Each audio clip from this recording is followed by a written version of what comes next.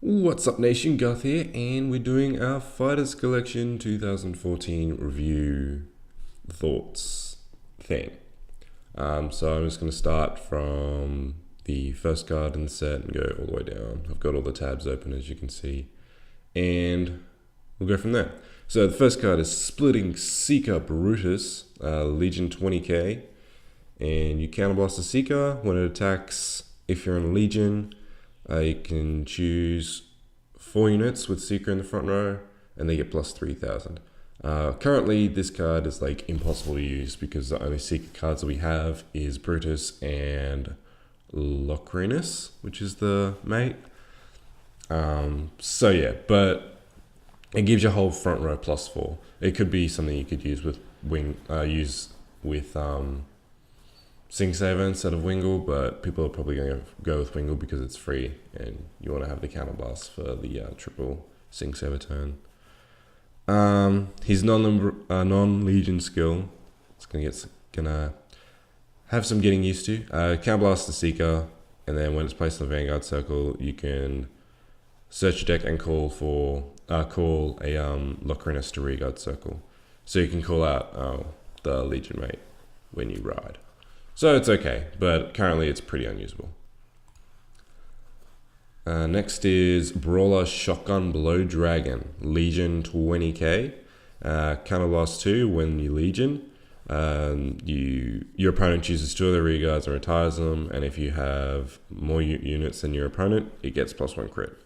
So it's like the Break Ride in Ignition Dragon, but it's Counterblast 2, and you get the extra crit. When you attack, if he has more rear guards, he gets +2, so 22k. Card's decent. Since we get both Big Bang Knuckle and Big Knuckle Dragon simultaneously, this card's going to fall off a lot, I think. It might be used in like some budget builds with the other brawlers that are played, but most people are just going to go for Big Bang for Knuckle Dragon. So there's not really much point. But the card is decent, and I know that Phoebe at our national championships was using this Ignition and Descendant and actually placed 20th, I think. Correct me if I'm wrong, but the deck, it still has a place in the deck, and it still counterblast 2. Your opponent has to kill 2 of their dudes, and then they have to guard you, or you're going to deal 2 or 3 damage if you get triggers. So it's decent. My favorite card in the set, Ultimate Dimensional Robo Great Die Kaiser. So it's cross ride for the break ride from the trial deck, Super Dimensional Robo Die Kaiser, so he gets +2k if it's in soul. And his limit break ability is counterblast 2 Dimensional Robos. When this unit attacks, you may pay the cost. If you do, it gets an additional drive check until the end of the battle, and you can't use it till the end of the turn. So the idea for the deck is that you break ride on top of Die Kaiser, you get 3 drive checks, and that's an additional chance to get a grade 3 to retire a null guard or one of the 10Ks if they've splattered a lot of 10Ks on the field, and it just gives you like more chances to hit with the Die Kaiser effect, or just get more triggers if they say no guard and stuff like that. The card it's decent, like it's pretty solid. I'm more waiting for True Perfect, the Revival Legion for Ultimate, but this card is good placeholder in the time being. It's just the deck becomes a bit counterblast heavy because you want to use Die Brave, but you got to use 1 counterblast for the Break Ride, and then you got to use 2 counterblasts here, and comes a bit of a problem. But the card is very cool, and the artwork is very cool. Next, we have Sprout Dual Knight Camille,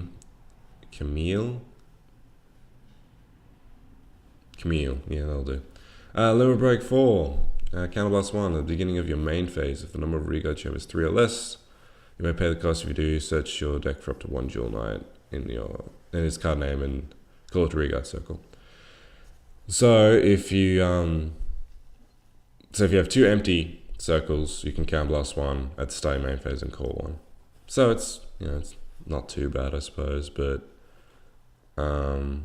it works really well against Link Joker if you have open circles, and against Narukami Kagero because they'll be killing your stuff. So It does allow you to bring stuff back, but Ashley Reverse is just a better card in general. So we'll just go with that probably. Floral Magus. Lunar Break 4, counter 1. Declare a card name and reveal it. If it is correct, then you can put it in your hand and you get plus 5,000. So it's alright. Like, it's similar to like hexagonal and pentagonal and stuff like that. It's a different Magus you can run, and the artwork's very pretty on it, so whatever. And it's got the traditional, if you have 4 more cards in your hand, you get +2. So yeah, cool. It's Oracle Think Tank, so I'm not like that excited about it. Here we have the Shadow Paladin card, Halberd Revenger Peridor, I think. Limit Break 4, counter +1, and kill 2 of your Revengers. When you take Vanguard, it gets +10, +1 crit. As Matt will constantly preach, this is what Shadow should have been when they first came out, stuff like this. But, stuff. So it's very efficient at getting power. You can play mana, it'll call something for free, and then you kill them both. You can also get a free effect off when you use Judge Bow, because you'll get 2 dudes and you can just kill those 2 dudes. So that works really well. His non-Lunar Break skills, Counterblast 1 Revenger. When it's placed on Vanguard Circle, you can call a grade 1 to the same column as this unit. Yes, in the same column as this unit. So you get the free boost on Vanguard. Yeah, so free stuff. It's, pretty good. It doesn't really compete with Raging Form though, and I don't know, Drag Ruler. It's got its place. It will be a fun little deck that people will try and use. And oh god, I need to sneeze, and I really don't want to sneeze. Twin Blade Liberator Margot. That's how it says in the phonetics, so we'll go with that. Lunar Break 4, counterblast 2 Liberators, and choose a Liberator rearguard and put it on the bottom. You dunk the top 2, and they get +5 until end of turn. So that's pretty good. It allows for free calling and stuff, but chances are you're going to be dunking triggers because that's how paladins work. And he gets +2,000 when you attack and stuff. So doesn't specify what clan or any kind of sub-clan. So you can call Flame of Victory off of this, which is nice. I do like it when they let you do that because it allows you to run that still. So that's cool. Card's average, doesn't really compare to the stuff that they have with like Monarch and stuff. Let alone the Bluish Flame stuff that comes out 2 weeks time, I believe. Yeah, the sneak peek is this weekend, and then the stuff will come out next weekend. So yeah, 2 weeks time, you'll have Bluish Flames, and well, the start of Bluish Flames anyway. So yeah. Spirit Celestial Helm for Angel Feather. Lunar Break 4, Counterblast 1. Choose a card from your hand and put it in the damage zone. And add a face-up card from your damage zone, put it in your hand. And you get +5,000. And if you have if you have Spirit Celestial Helm in the damage zone, you get +1 crit until end of turn. Okay, that's kind of average. Zorakil just seems better than this in like every way. Like, you get to crit, and you get to do a damage swap like every turn, but I don't know, Zorakil just seems better. I'm not an expert on Angel Feather, but Zorakil just seems better. And you can counterblast 1 to get +2,000 power. Man, he's getting gypped. Jesus. Goddess of Four Seasons. Persephone, I think. Genesis. Lunar Break 4, you Soul Blast 6. Look at words. Look at 3 cards from the top of your deck and put them on the top of your deck in any order. Draw a card and Soul Charge 1. So basically, it lets you choose where the top 2 cards go, and then you get to see the next card, I guess. Yeah, I doubt this is going to see too much play just because Regalia is so much better. And CEO comes out soon. You still got Minerva. So when it's placed on Vanguard Circle, you choose one of your rear guards, and you can put as many copies that are left in your deck of that rear guard into Soul. So that's cool. I like that effect. It's like Bladewing Ragey back in set 7 for Dark Regulars, where you could put one dude as many copies of into the soul.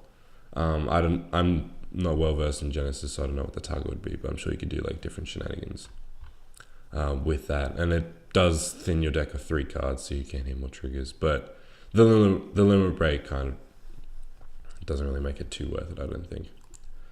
Hellfire Seal Dragon Weathercloth. This is the Cargo card. Limit break 4.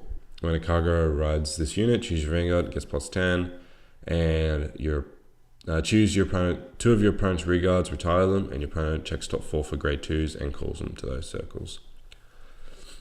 So that's it's pretty good. Like, Dauntless is obviously always going to be like the quote unquote like best break ride for Cargo, but this provides what are the words I'm looking for. It provides more power to the retiring type decks instead of the brute force, restanding, Dauntless type decks. Yeah, it has the effect that when it attacks a reguard, you get +2. But you can combine this with Hellfire, not Hellfire, Inferno Blockade, and you can retire 4 cards in 1 turn for Counterblast 2, which is pretty good.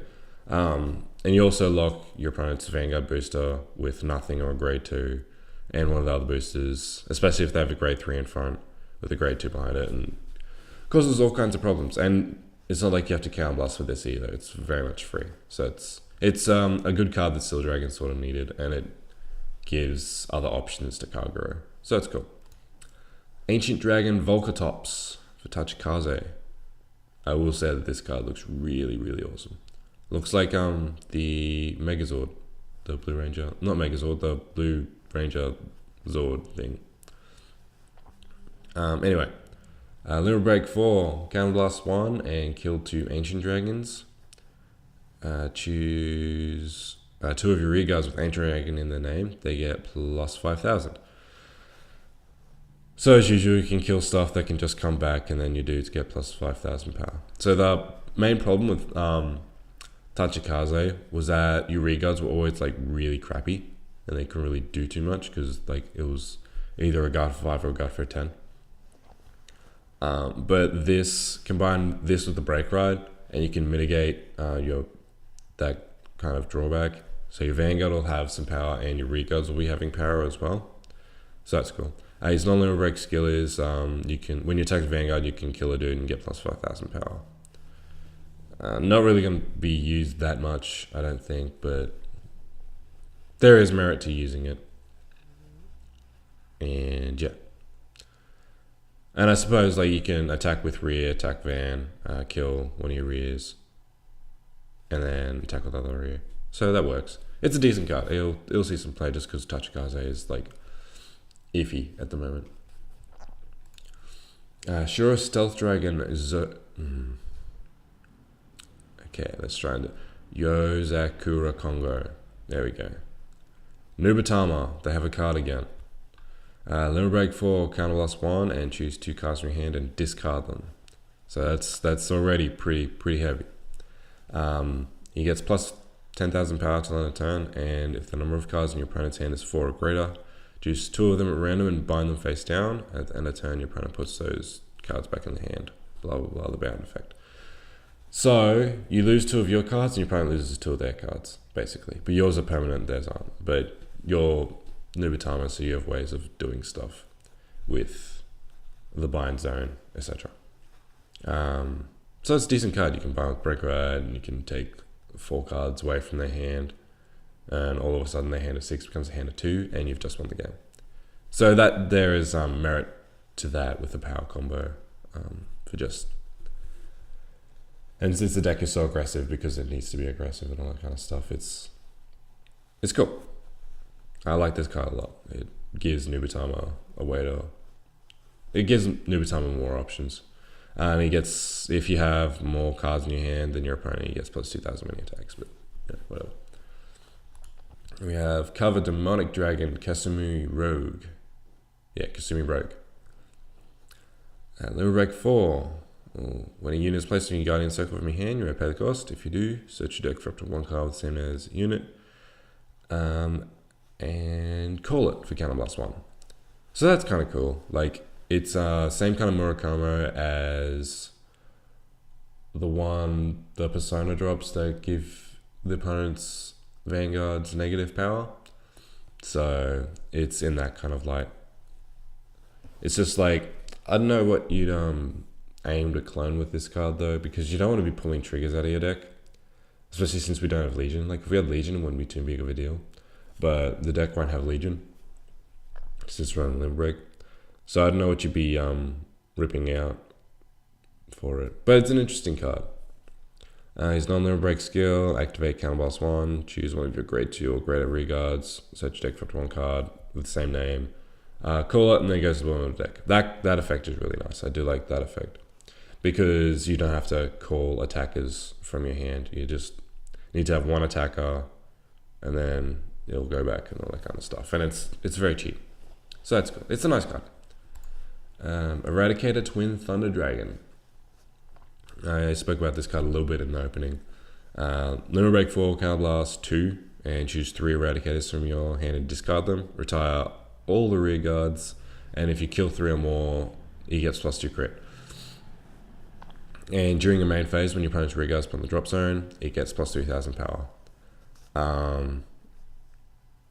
I said like, the Counterblast usage is a little bit. Not so much, I don't think.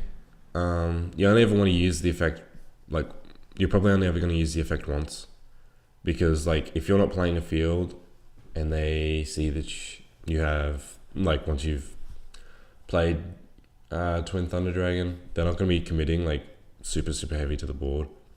And if you haven't been committing super heavy to the board, and the discard sort of fills the killing your own cards. But at the same time, if you haven't been playing cards and your opponent hasn't had to do anything, this is why I'm not like such a big fan of Twin Thunder Dragon and Tempest, because you can't play aggressively with it. You have to play like pretty passively, which isn't bad per se, but when your opponent is afraid to rush you because you can like completely destroy their entire field, you want to rush them and get the tempo in your favor. I feel like Eradicators is very much a tempo deck, and if you have the tempo control, you can sort of run away with games a lot of the time. Whereas this and Tempest don't allow you to have tempo. It's about making your opponent scared of playing stuff, which leads to long games of people just holding onto cards forever, and it gets rather tedious. And it's not how I like some people might like this card and like how this and Tempest play. Personally, I don't. I also think that Tempest's non-limit break skill is a lot better than Twin Thunder's, because he gets +2 for every open circle.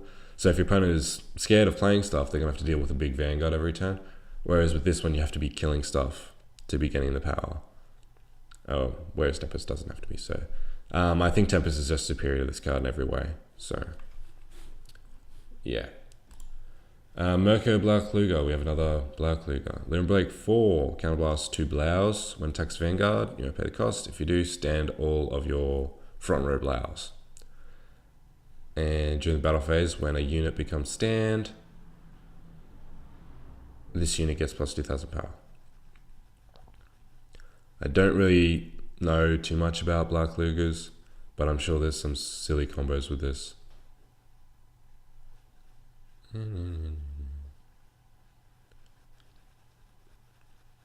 Okay. So he gets +4 when you use his limit break, basically. Or if you have an effect. And if you get a stand trigger, he gets +2. I think. Yeah, it's still during the battle phase. So yeah, a stand trigger is +2 to Van. So this with stand triggers makes for some weird guarding numbers, and weird guarding numbers are always like really good because it allows people to misplay a lot, like with Dauntless Drive Reverse, since he gets +power when you drive check a grade 1 or 2. I am normal barrier above means it's 2 to pass when it's actually not 2 to pass. It's a non-trigger and a trigger to pass, which is a trigger to pass. So yeah, slight number tweaking, like the +2s and the +3s for certain drive checks are really good. And the added pressure for restanding your front row dudes is also good as well. And there's the pressuring Black Luger stuff, which is good and fun and annoying and never grapplery. We have some more D-Robos. D-Robos actually get 3 cards in this set. This is the second one. This is the one that you run with Daikaiser and Great Daikaiser. Because if you have Daikaiser as your Vanguard, while he's in rearguard circle, you can counterblast 1, put him in the soul, and then Superior Cross Break Ride, Ultimate Dimensional Rover, Great Daikaiser. So it means that if you run 4 Daikaiser, 4 Great Daikaiser, and 4 of this, technically you're running 8 Great Daikaisers if you've written normal Daikaiser first. It takes a Grade 3 out of the deck, but it means that you're getting the ideal way to win the game off, which is fun.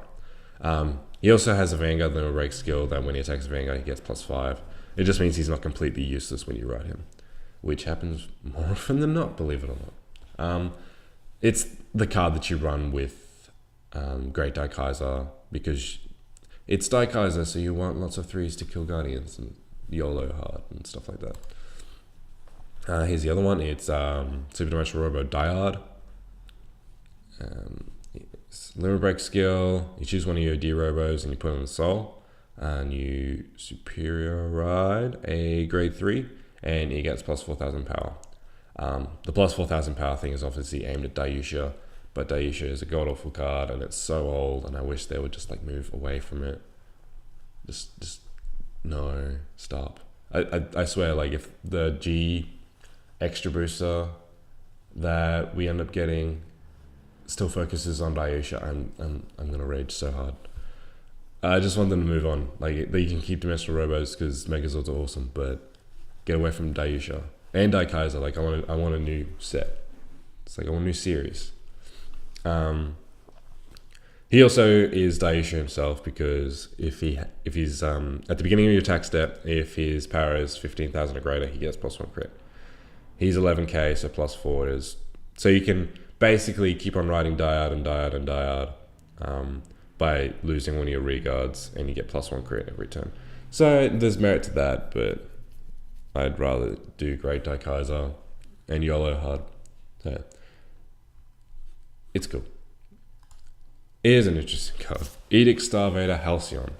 Limit Break 4. All of your units with R in their name get Intercept, Boost, and when they're placed on the Guardian Circle, this unit becomes 5,000 shield. So basically, your Grade 3s become boosters, interceptors, and just they become Grade 1s that can intercept. Well, Grade 1s they get stuff. So basically, you can play a Morikawa deck, which is cool.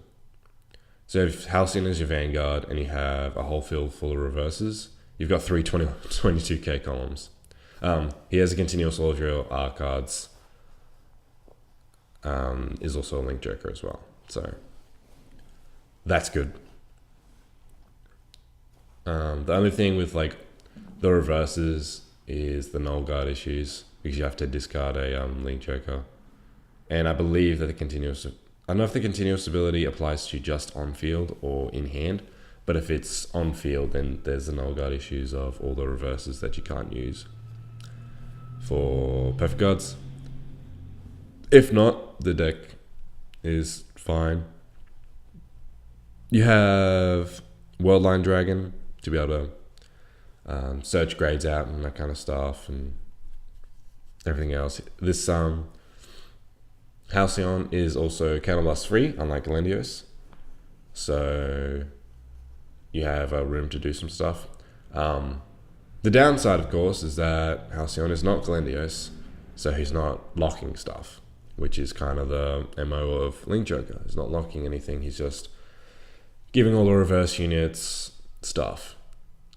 So unsure on how this is going to work. Also, the 22k column thing, you can do that in Glendios anyway, because your reverses get +4, so it's 15 plus a 7k booster is 22. So this card is probably subpar to Glendios. It's a cool thing that you give your Grade 3s all this stuff and that you can play so many and not be stripped of guard and field guard and all that kind of stuff, which is nice. Oh god, talking for so long. Echo of Nemesis for Dark Irregulars. Limit Break 4. When it attacks, if your soul is 10 or more, he gets plus 10,000 and the Glory. Can't call grade 1 or greater, so he's a perfect card stripper, which is really nice. This is a card the Dark Irregulars have needed for a long time, I think. It's a really cool card. Because since the Dark Irregulars, soul charging, not a problem at all. 10 cards, easy. And since you get the glory from it, it doesn't really matter if you soul charge a lot of triggers because they're going to have issues guarding you since you have plus 10 anyway. And his non-limit break skill is you soul blast a grade 0 and then you soul charge 2. There are numerous grade 0s that put themselves into soul. And like I said, since you're randomly soul charging, you're going to be soul charging triggers. So you can blast one out and soul charge 2. So you have this with Dorian the Thruster behind it. Since you soul charge 2, Dorian becomes a 12. So you've got your plus 10 Vanguard on 21, plus Doreen, that's 33. So even into a cross ride, that's going to be hitting like ridiculous numbers. And that's no null guards, no quintet walls, just zeros and intercepts. It's gonna be pretty brutal. I think it's gonna be brutal. It's gonna be hard for you to get to limit break against this card, or you're just not gonna push them to limit break. But stuff and reasons. It's a card the Dark Irregulars have needed for a long time. It's one of my favorite cards from the set, I think. And just by looking through them card by card, this is probably one of my favorite cards in the set. Just because of like how much Dark Irregulars have needed it and how good it is. Because it's got the glory effect. So cards with the glory effect are always really good. Demonic Lord Dudley Lucifer. Limit Break 4. Choose one of your rearguards, put in the soul. And then in the battle, this unit attack the Vanguard. You may pay the cost. If you do, choose a Dudley unit from your hand and call him and gets plus 10. It's okay, like the supporting the Dudley archetype, which is nice. The artwork looks really cool, but there are so many other cards that do it better. And the Spike Brothers Legion stuff, Insect Sex scene is gonna like overshadow this like immensely. But it's a cool, fun card to use in the meantime. And he also has a Counterblast 1, get plus 2, getting dipped again because it's Spike Brothers. Next, Bunny Queen Beast Tamer. Finally, you can play a Beast Tamer deck. Finally. Limit Break. Choose up to one card from your soul for each unit you have with Beast Tamer.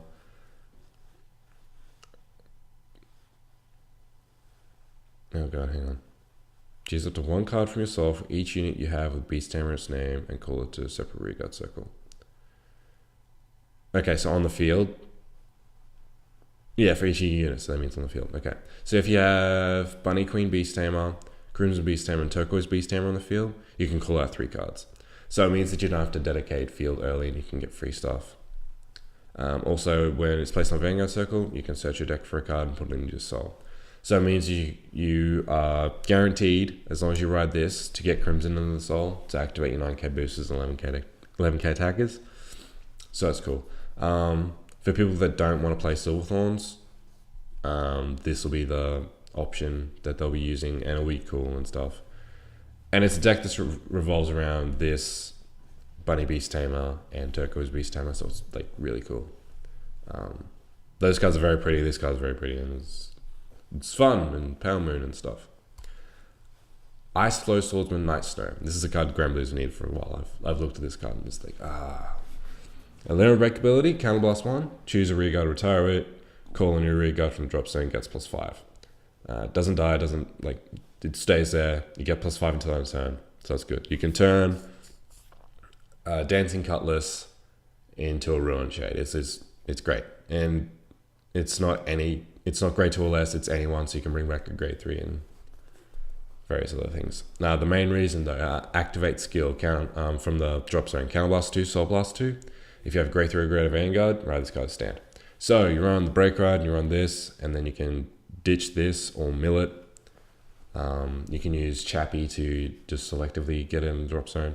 But you can, if they rush you, you can ride your Break Ride, you Counterblast 2, Soul Blast 2, and then you Break Ride straight away. Which means you've got so much power and manipulation and you can do break rides like straight away, and it's good. It's also not riding from hand and various other things. And his limit break skill means that you don't have to rely on Samurai Spirit and Deadly Spirit and Captain Night Mist or anything like that, because he just does it for you. Like, he does the field modification all for you. The only negative is that you can only use it once per turn, but that's probably all you're going to need because of stuff. He's a very good card, and yeah, grey and blue players, the few that are out there, do like this card a lot. A Duo Delicious Girl Chow. There's a black version, and there's a white version. Yay. Bermudas. Little Break 4. Counterblast 1. Beginning of your main phase, you may pay the cost. If you do, choose one of your reguards with Duonis name, bounce it, and choose one of your reguards with the same name as that unit and return to your hand. Okay. I'm assuming that you use that to trigger other effects, because that's a problem with this card. It doesn't actively do a lot, because I don't even know their names. Where's Reagan when you need him? The one that they currently run, it actually does stuff while bouncing stuff, whereas this one just bounces stuff and that's it. And like when your other unit is returned to your hand from rearguard circle, it gets plus 2,000 a turn. So by using your limit break, you get plus 6, but that's really irrelevant if you're not actually doing stuff. Like, I guess it's the way to cause yourself to draw off of your Bermuda skills, but then you're not actually doing stuff besides drawing. And that was the problem that Bermudas had when they first came out. They didn't really do anything besides draw, which then just leads them to decking out. So this card is subpar to the stuff from Extra Booster a 10. Extra Booster 10. Couldn't remember which number they were. Blue Storm Marine General Demetrius. It is a Blue Storm. This is good. It means it works with the archetype that came out in set 15. Hope I didn't screw that up. Okay, Lyra Break. It's a break ride. So Counterblast 1, when you ride it, you get plus 10. And when you attack a Vanguard, if it's a 4th or more battle, you draw 2 cards and retire one experienced rearguards. So, if you combine this with Maelstrom Reverse, and you hit the 4th battle, you are going to attack their Vanguard, and if they block you, you're going to retire 2 of their rearguards and draw 3 cards. That's awesome. This is a card I would very much like to see paired with Maelstrom Reverse. You do lose the 13k, but come Legion format, when we get limit break removers, the cross-ride stuff isn't going to be too big of a deal because everyone is going to be hitting high numbers anyway. And not everyone else is going to be cross-rides, so there's not like that fear or anything like that as well. And it means that the first time you do reverse a skill, they might be at the point where they just want to say no guard and take the critical, which means that you're going to retire a card and draw 2 cards. And this one is not reliant on hitting or anything. It's just like if you break ride and you can hit the 4th attack, you can draw 2 cards and retire a card. It also means that this card, break ride and break ride, if you can keep on hitting the 4th attacks, it's really good. It's not low break skills. When attacks Vanguard, it gets plus 2, which is good. This card is really cool and I want to see it get played. But it's Aquaforce, and Aquaforce is always so reliant on local meta, because if you have a lot of retiring and locking everywhere, this deck just like is very hard to play. Getting near the end of it, Machining War Sickle. I hate this card. Straight up hate this card. Limit Break 4, Counterblast 2. At the end of the battle, this unit attacked Vanguard, and it didn't hit. You may pay the cost. And if you do, your opponent Vanguard cannot stand during your next stand phase.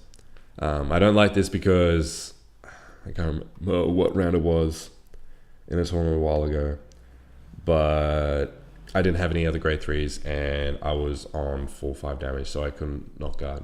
Yeah, it was terrible, and I don't like this card at all. It's extremely good, and it's not even applies pressure, it applies poor decision making, because like you're at 4, so it's crit to kill you, but you can guard, but if you guard, then you can't stand your Vanguard, and then If you don't have another grade 3, then you can't. So many things. So that's really bad. His non-break skill is Counterblast Machining. And when placed on the Vanguard Circle, you can call out a Machining from your soul at rest, which is a thing that Machining have done since the start. And that's good because it's free cards from the soul, which is really nice. So yeah, there's that Mega Colony card. People that are playing the Mega Colony have been getting support. Set 15 on this. It's pretty good. It's pretty bullshit too, but it's pretty good. We have Trainee Sage Minette, Great Nature. Limit Break 4, Counterblast 2. Choose one of your reguards. It gets +4 and then it dies at the end of the turn and you draw. So we combine this with Break Ride. You can juice up stuff and yeah, you can draw a lot of cards with this. Leopold Reverse is probably a bit better just because of the power thing, but yeah. During your end phase, when your reguards put in drop zone, choose a card in your damage zone and turn it face up. That's the effect that sort of makes this card like a little bit more viable, because Great Nature have a bit of an issue with Counterblast because a lot of their the way it works is that you kill stuff and then you Counterblast to bring it back, or you Counterblast to search on the copies of it, and you just end up Counterblasting a lot and it ends up being very awkward, especially if you get to 4 and then your opponent locks you at 4 and will keep attacking you guys and you want to block the Vanguard and you can't get blah blah blah blah blah blah, stuff like that. So having unflippers that don't rely you on doing anything and just unflip is good. So the card is good and has a space to be used, and Great Nature players will try it because they really don't have that much else. Holy Musketeer Elvira. It is an 11k Vanguard, therefore it is better than our other option. Just straight up. Don't like being beaten up by Demolition Dragons and Marins and Neons, and those are the 10k attackers I can remember offhand. But yeah, it can't get smashed by a 10k attacker on its own, so it's good. Limit Break 4, Counterblast 1. When your Musketeer is placed on Reguard Circle, due to affect one of your cards, it gets +1 crit. That's not the important thing. The important thing is its non-limit break skill. You Soul Blast 1, you kill one of your Musketeers, and then you check top 5 and you call 1. So you're not using your precious Counterblast. Counterblast is used for a lot of the other skills, and you'll find that you'll run out of Counterblast pretty quick. So the Soul Blast is cool. You also use this if you don't have a way to go through your deck as well, because obviously you have limited soul as well, but it means that you're using a different resource compared to the rest of your deck, which is very cool. Also, you have the +1 crit thing. That's pretty subpar. It's not really relevant because Elvira doesn't get any power, and there's no Musketeer Break Ride as far as I know. I don't think there is one. There might be, and I might have missed it, but yeah. I don't think that they're going to be getting they don't really get a lot of power. Once they get it's the promo from set 17 is the 6k booster gets +3 every time your deck is shuffled. So it's Musketeers, that card's going to be fucking so big. So that gives a spot to this. But to that point, we'll have Legion by the time that comes out. So this card will be out of focus when that comes out. And that's basically the last card, because the last two cards are the Legion mates. When you're Vanguard, during the turn when you're Legion, it gets +4 when it attacks. So that's decent mate skill for a subpar card, so it's alright. And Lisei gets +3 when you Legion and your opponent's cards put in drop zone. So when you Legion, you kill 2 cards, so it gets +6, so it's 15 on its own, plus 7k boosters, 22. It's a decent reguard to have as well, which is a thing I like to have with Legion mates, is when they're good on their own. We'll also go through the SPs, I suppose, if they don't bump anything too much. And we can have a look at the artworks. We've got Majesty Lord Blaster came in SP. A lot of people don't like the way the English text looks on the SPs. I don't know if it's on here, we go for gallery.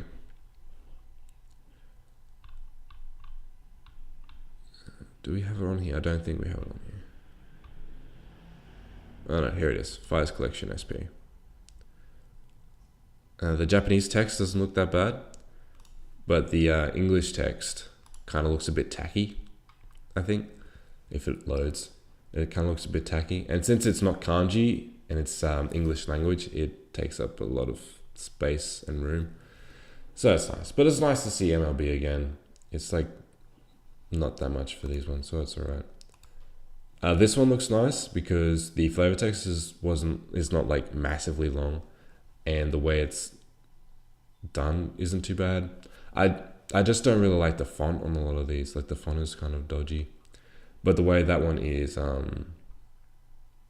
shaded or shaped or whatever the word is nice. So that one looks nice. But a lot of these cards already came in SP, and people aren't going to be wanting to replace their old expensive SPs for cheap, crappy Fighters Collection SPs. And there's the Phantom Blaster Overlord one, which isn't too bad. But again, the Set 5 SP is probably a lot nicer to look at, and it's not as tacky with the text. Dragonic Overlord. The end shall never fall. Okay. This one's a lot better because the font is different.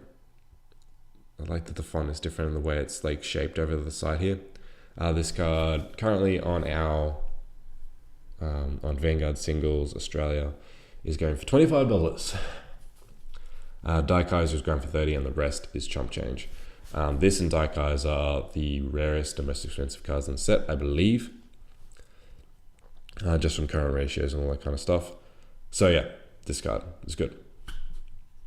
It's good. It's the end, and people will have to decide which copies of the end they're going to want to run with the cross once we get Generation Stride.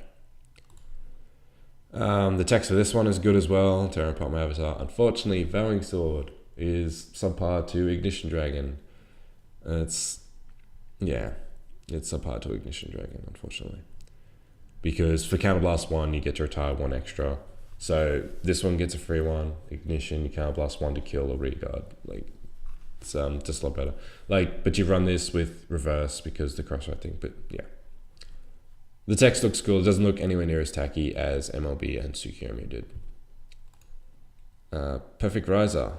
Okay, this one looks... The block text on this one looks very cool. I haven't seen a couple of these. Like the last 3, including this one, I haven't seen. So seeing how they've done the text is very nice. So yeah, Perfect Riser. Because Risers come out in set 17 and the Cat Butler bullshit. So yeah, that's cool. I don't know if you run Perfect Riser, but it looks cool, so that's nice. And then we have Top Idol, Pacifica. Bringing happiness to you. The text is nice. Very like happy and stuff, and the angles there and whatever. And Reagan was saying that Pacifica originally didn't have flavor text. Let's go to the gallery. Because I am actually curious to check this.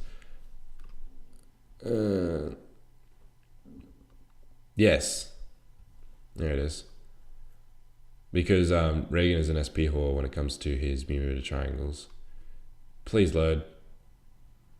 There's no flavor text here for his SP. There's no flavor text. Can we, no? Yeah, there we go. Yeah, there's no flavor text. Whereas with this one, there actually is flavor text.